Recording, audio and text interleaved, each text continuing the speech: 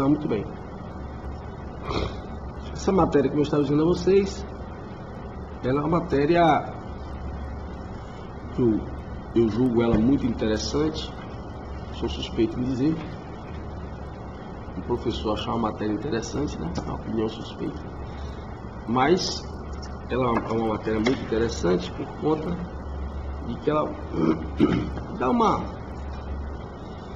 alguma contribuição para que as pessoas que vêm a essa disciplina tenham algum tipo de entendimento acerca da formação do nosso Brasil, né? A gente coloca formação sócio-histórica, mas de modo geral, formação política, formação econômica, formação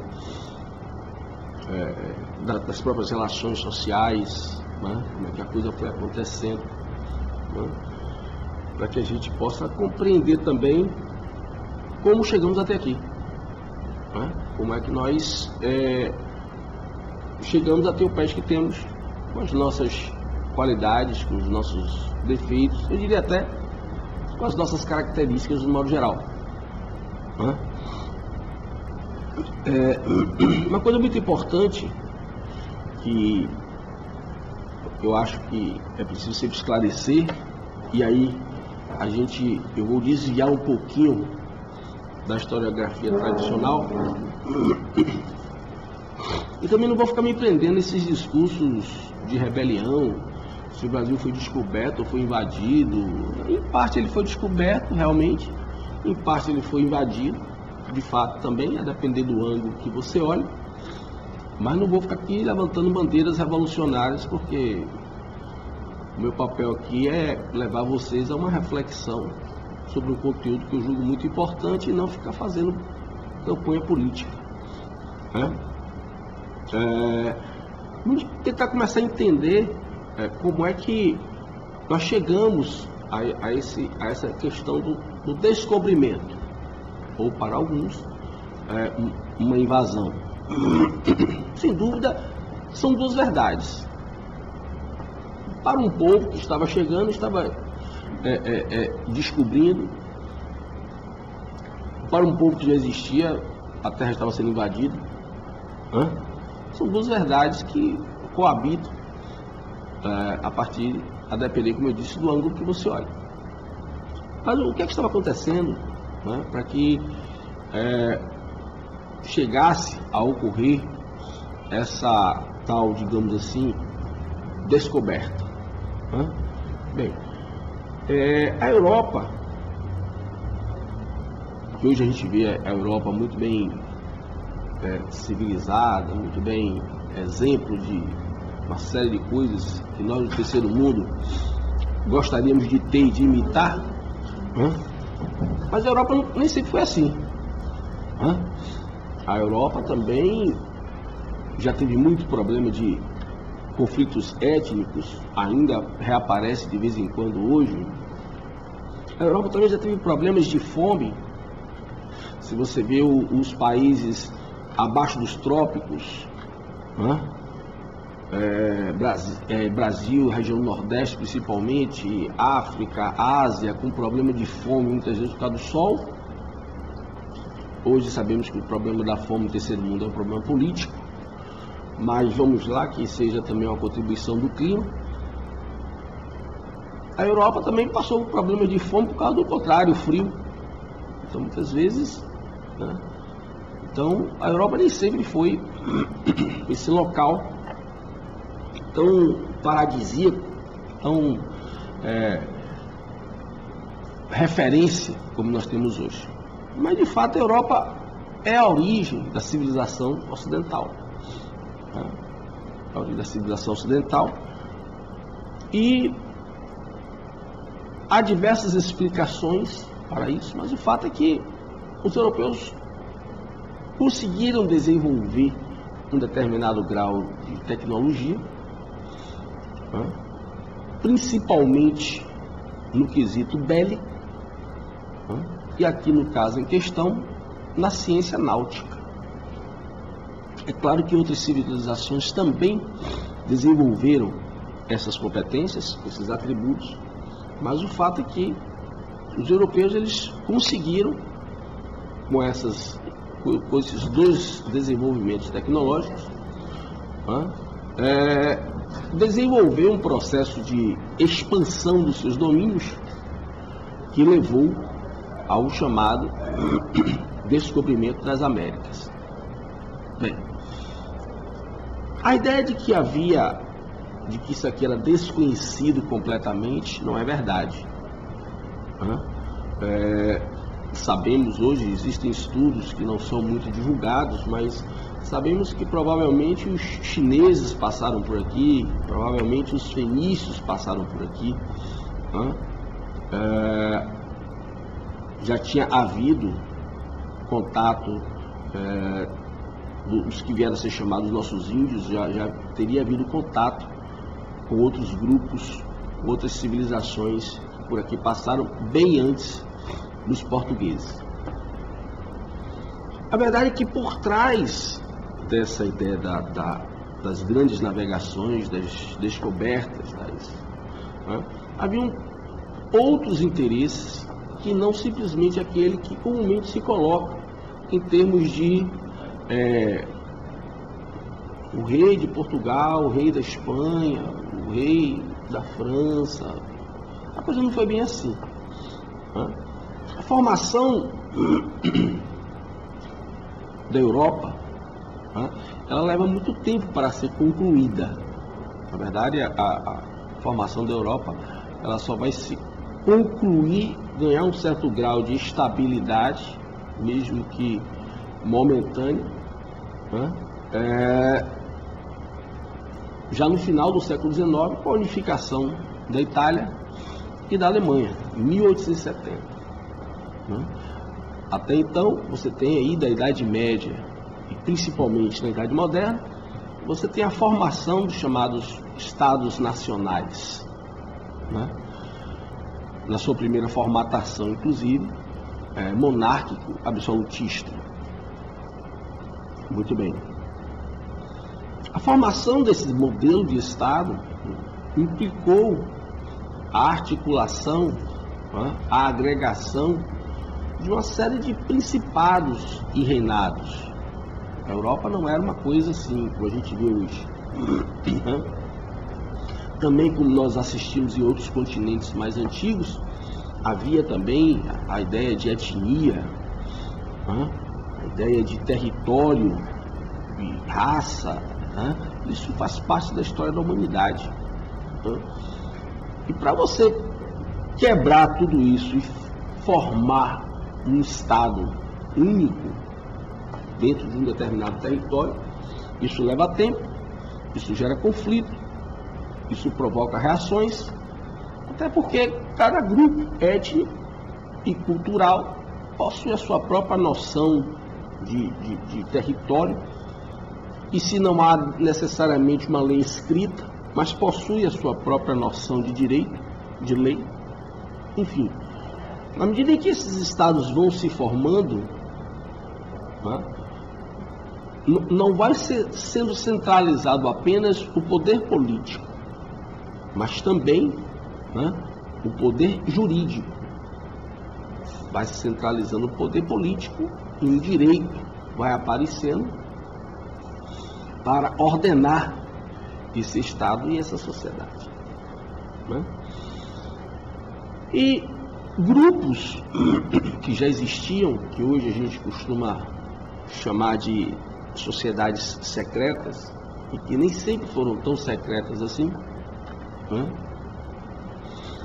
grupos, confrarias que já existiam, alguns desses grupos, eles vão partindo para uma certa clandestinidade, uma certa ocultação, não necessariamente criminosa, às vezes sim, às vezes não, mas grupos esses de pessoas que já existiam vão partindo para uma certa obscuridade, exatamente como reação à formação desses estados nacionais, aonde caracteristicamente, como eu disse, aparece a ideia de um Estado único, um poder político único e um poder jurídico único também.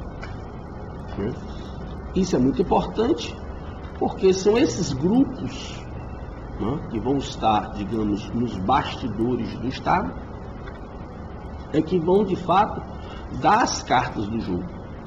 Se você se dedicasse a estudar um pouco mais a história da Europa, até pela própria internet, né, você verificaria que a influência desses grupos dentro das monarquias, e muitas vezes até colocando e tirando reis, né, dentro das monarquias, fomentando casamentos para que um determinado rei, uma determinada rainha passasse a comandar, enfim.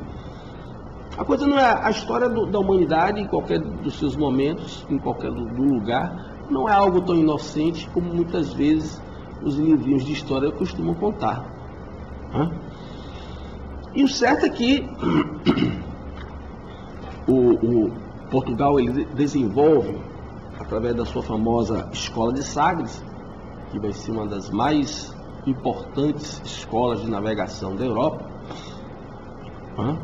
Eu costumo dizer que a Escola de Sagres estava para o século XVI, assim como a NASA está para o mundo hoje no século XX e XXI,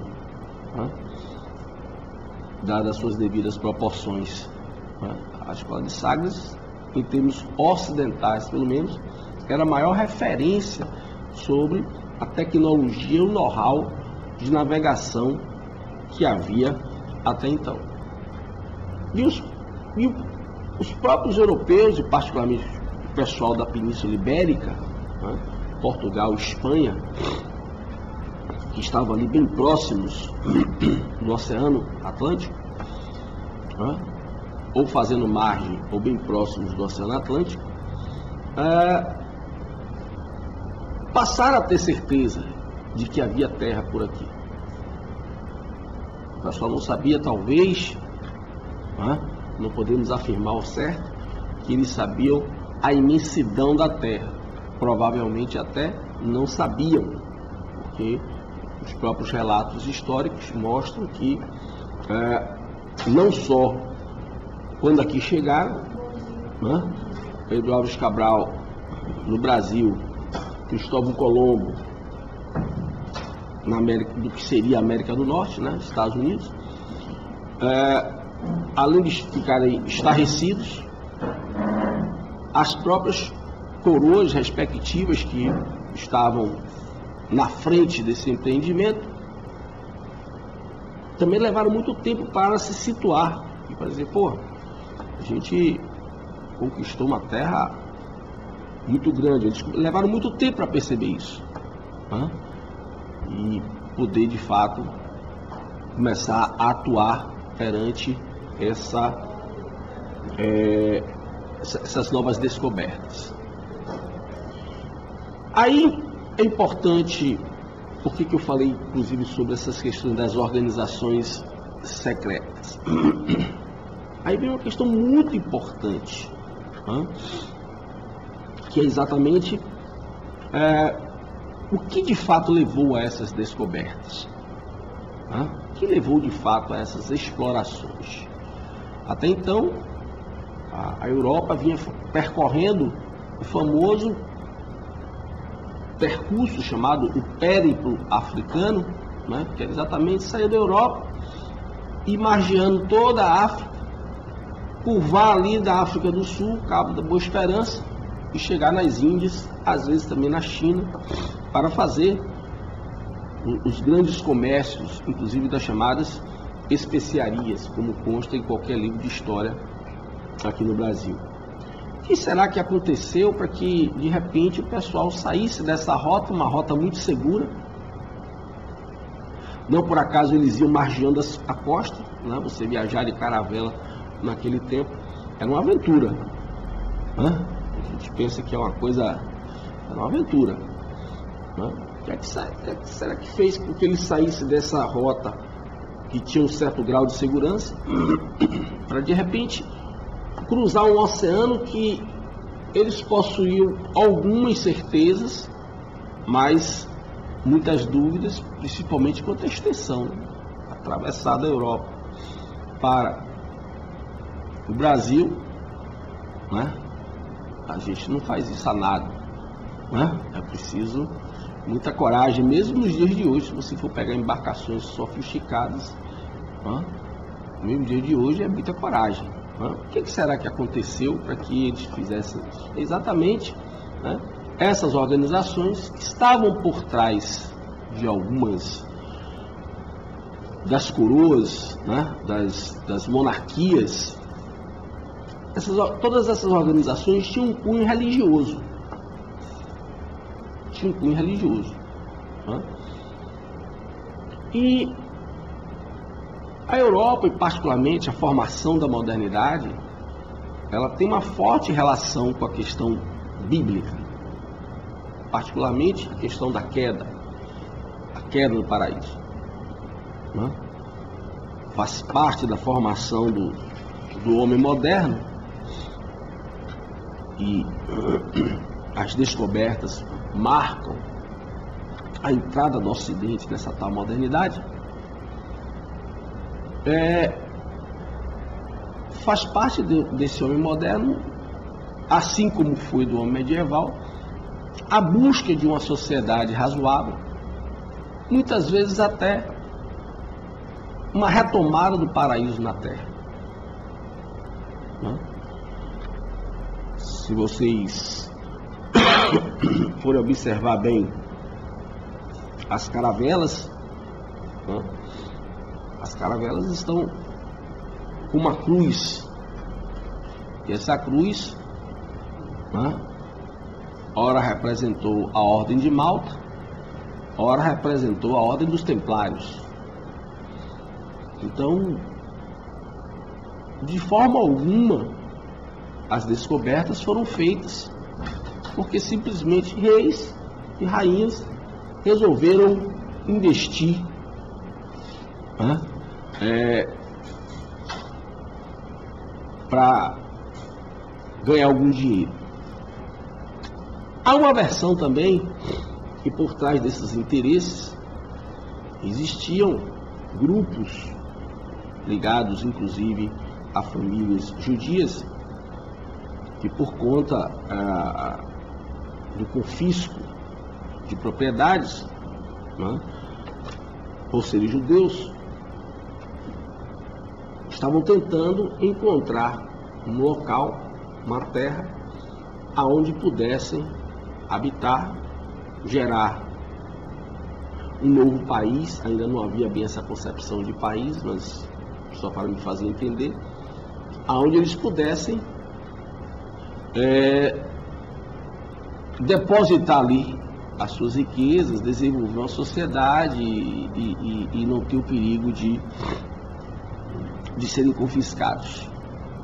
O certo é que essas descobertas, elas não se deram por acaso, e essa versão de que a única versão que nós podemos ter certeza de que está um pouco equivocada é a versão inocente de que Cabral chegou aqui porque foi bancado por um rei e que Cristóvão Colombo chegou ali em cima, onde hoje são os Estados Unidos da América, porque um outro rei bancou ele. Essa versão, ela é uma versão falsa. Existiram muitos outros interesses econômicos, financeiros e políticos para que essas tais descobertas, esses tais empreendimentos fossem realizados. Até que, né, em 1492, Cristóvão Colombo chega, né, com 3 caravelas, onde hoje são os Estados Unidos da América, né, e 8 anos depois, Cabral aparece por aqui, em 1500, sai de lá com 13 caravelas, chega aqui com 11, porque 2 afundaram no meio do caminho. O que já quebra, inclusive, uma famosa tese que muitas vezes se lê nos livros brasileiros de que Cabral veio bater aqui porque teve uma calmaria. Não teve calmaria nada. Você já viu afundar a barca em calmaria? Você afunda a barca em tempestade. Não é verdade? Então, exatamente, Eles queriam chegar aqui. Eles desviaram a rota do chamado périplo africano, como eu falei, exatamente porque eles queriam chegar aqui. Alguma dúvida até aí? Tá tudo claro? Ou estou com vergonha de falar? Hein? Pode perguntar, não tem problema nenhum. Posso continuar? Então vamos lá. Primeira impressão, e nesse sentido, duas importantes instituições da época estão, digamos, parceiras nesse empreendimento. A Igreja Católica e a própria monarquia, com as suas respectivas representações em cada país, em cada estado, digamos assim. O certo é que, tanto para a Igreja Católica, como para os próprios, digamos, chefes dessas navegações, né, quem estava no comando dessas navegações, enfim, para o homem europeu de então, havia, como eu disse, essa ansiedade e a certeza de que se poderia encontrar um paraíso na Terra. Será que realmente o único paraíso bíblico foi aquele lá que está escrito na Bíblia, que inclusive dá algumas orientações geográficas, né? O nome de rios, ali pela região do Iraque, ali e tal. Será que só existia um paraíso ali, o Jardim do Éden, só poderia ter existido ali? Né? Essas eram algumas dúvidas que passavam pelo homem europeu, né, daquele tempo. O certo é que quando eles chegam aqui, Cristóvão Colombo lá e Cabral aqui, a impressão é a mesma. Né? A primeira impressão é a mesma. Descobrimos um paraíso. Né? E a primeira impressão, ela vai se dar exatamente antes de conhecer os povos que aqui habitavam, antes de interagir com os povos que aqui habitavam. Né? A primeira impressão vai se dar exatamente por causa do clima, por causa da vegetação, da beleza, do colorido da paisagem, né? Uma natureza exuberante, formosa, né?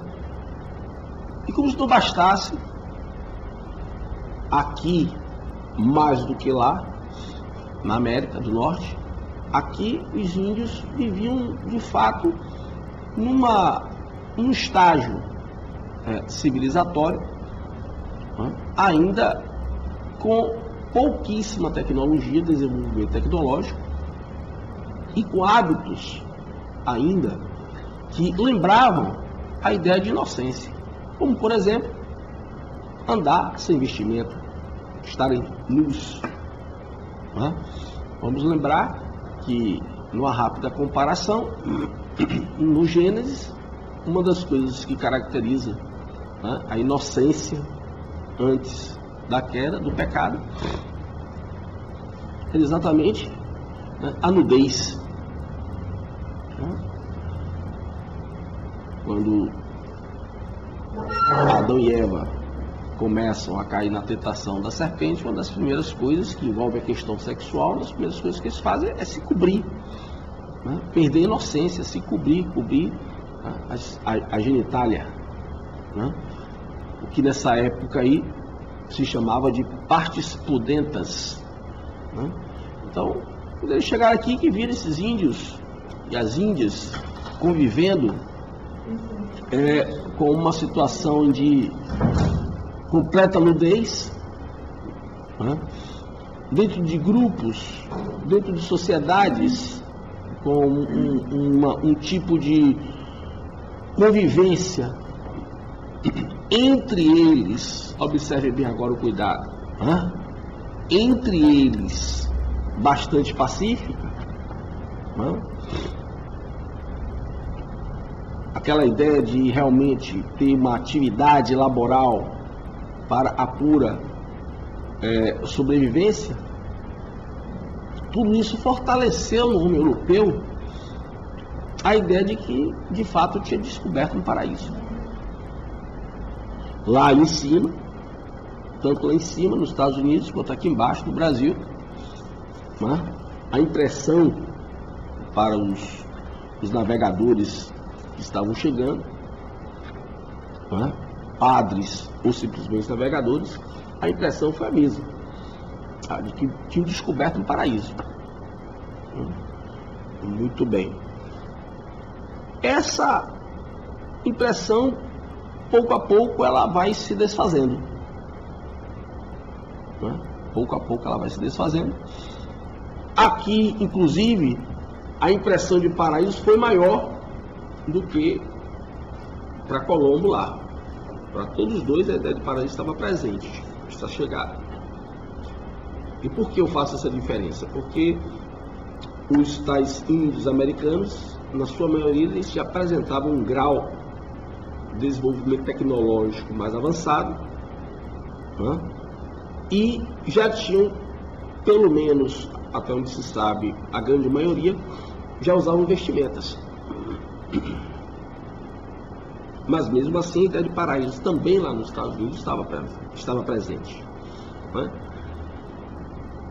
E aqui, mais do que lá também, aparece, eles começam a descobrir, né, o tal do problema do canibalismo.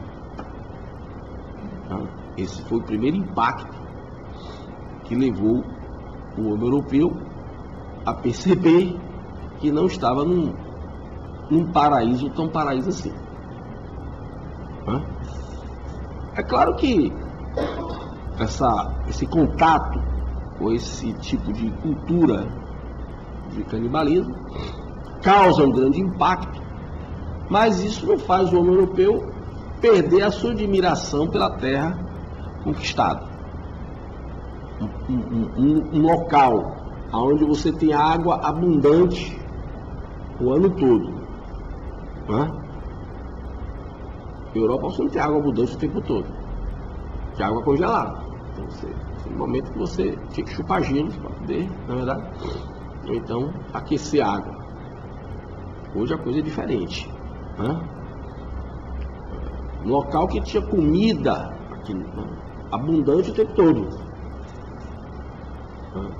As frutas, eles ficavam admirados com o fato de você poder chegar e pegar uma árvore e tirar uma fruta e comer. Um caju, uma manga, era algo, eles ficavam admirados. Existem relatos sobre isso. Então, isso para eles ainda era uma coisa que compensava.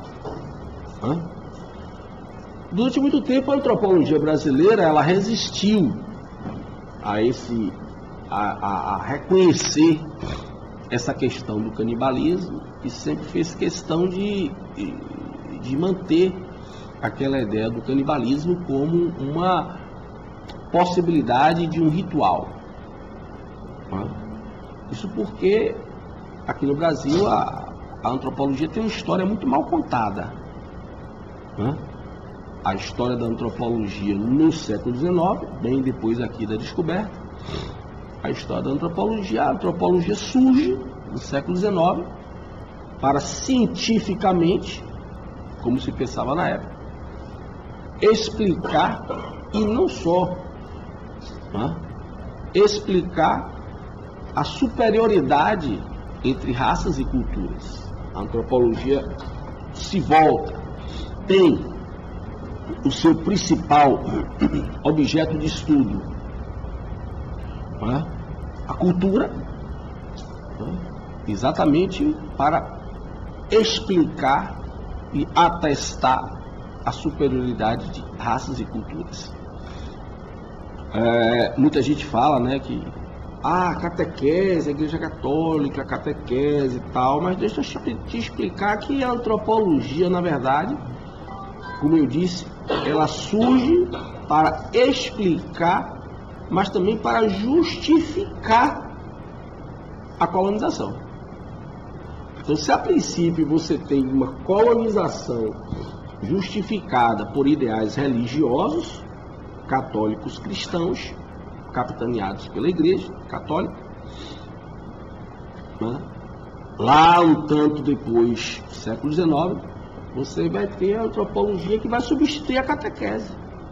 A ideia de ciência substituindo a religião, mas a ideia de uma ciência substituindo uma religião não anula a ideia de dominação.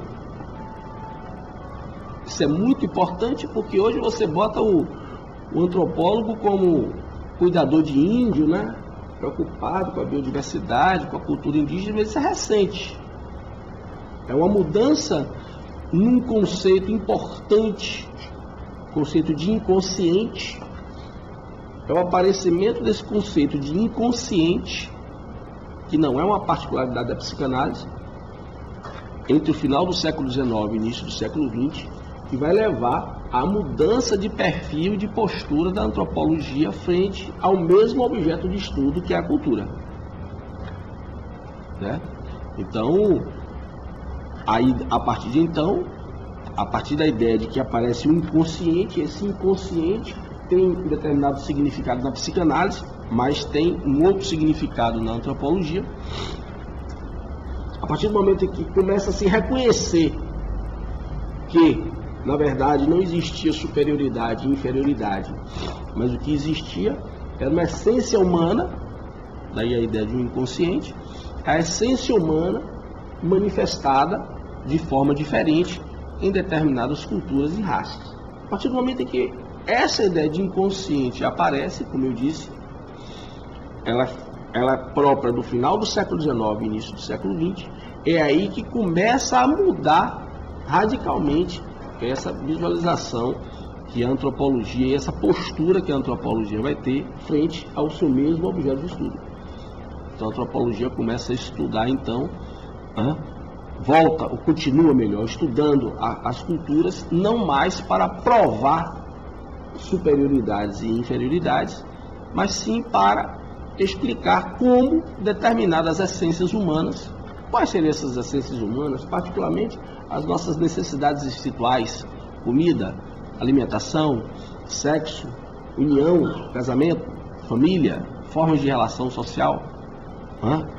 Todo ser humano tem necessidade, né? Então, como essas necessidades, como essas essências se manifestariam nas diversas culturas, sem necessariamente aí agora a ideia de superioridades e inferioridades. Mas até então, século XIX, a antropologia ela vai justificar, ela substitui a catequese religiosa, né? Essa catequese religiosa que vai levar a ideia, né, de uma salvação, né? E aí voltamos à questão do canibalismo, né? A descoberta do canibalismo vai ser um ponto fundamental para que duas coisas vão ser importantes: a própria nudez, né? E o canibalismo, particularmente o canibalismo. Porque o canibalismo leva àquela concepção de que realmente esses povos aqui encontrados, como se pensavam na época, não seriam tão inocentes assim. Então essa ideia do paraíso ela não desaparece, mas ela começa a tomar alguns outros perfis, começa a ganhar algumas outras características. Né? E daí porque a catequese, para salvar o índio, né, a alma do índio, né, daqueles pecados. Né? Só para concluir esse raciocínio, a antropologia então ela vai justificar, já se não mais salvar a alma, mas traz também a sua ideia de salvação ligada à ideia da civilização. Se o cristianismo via a Igreja Católica trazia a ideia de salvação da alma, a antropologia justifica a expansão econômica e política, a ideia de dominação sobre os países, os territórios recém-descobertos, já no século XIX, verdadeiras colônias, trazendo a ideia de civilização.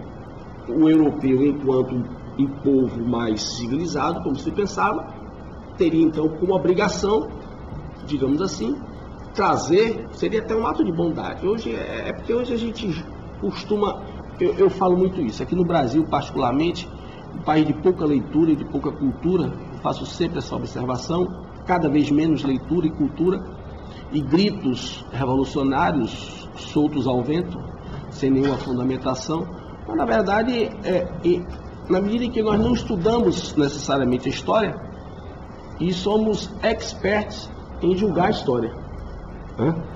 O que você tem que fazer é estudar a história para você entender por que o pessoal estava falando aquilo ali.